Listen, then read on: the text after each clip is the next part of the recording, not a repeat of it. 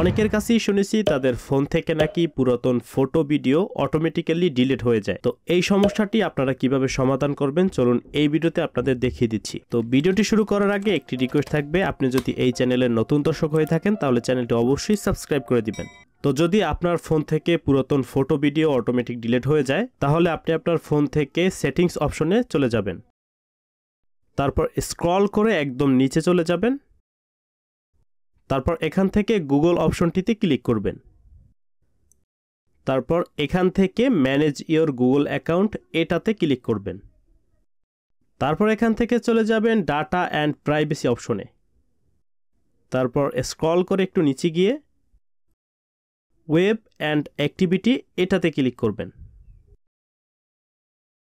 তারপরে স্ক্রল করে একটু নিচে যাবেন, তারপর দেখুন এখানে একটা অপশন রয়েছে অটো ডিলিট, দেখুন এটা অন রয়েছে কিনা। এই যে দেখুন আমারটা কিন্তু অন রয়েছে, যদি অন থাকে তাহলে এই যে ডিলিটিং অ্যাক্টিভিটি এটার উপরে ক্লিক করবেন।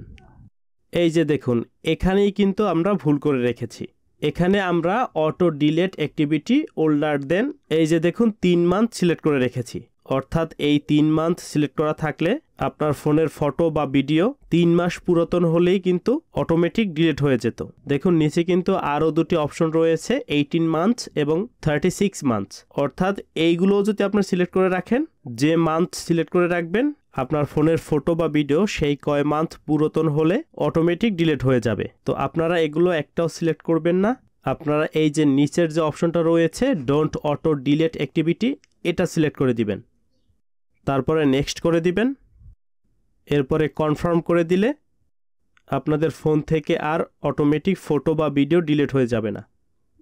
এই যে দেখুন এটা টার্ন অফ হয়ে গেল, এখন থেকে কিন্তু এই ফোনের ফটো বা ভিডিও আর অটোমেটিক ডিলিট হয়ে যাবে না। তো আপনারা এই একই প্রসেস ফলো করে আপনাদের অটোমেটিক ফটো বা ভিডিও ডিলিট হওয়া প্রবলেমটি সলভ করতে পারবেন। তো এই ছিল আজকের ভিডিও। এরকম ভিডিও পেতে আমাদের চ্যানেলটি অবশ্যই সাবস্ক্রাইব করবেন, ভিডিও ভালো লাগলে অবশ্যই লাইক দিবেন, কোনো প্রশ্ন থাকলে কমেন্ট বক্সে জানাবেন এবং শেয়ার করবেন। ফিরছি নতুন কোনো ভিডিওতে, টিল দেন টেক কেয়ার।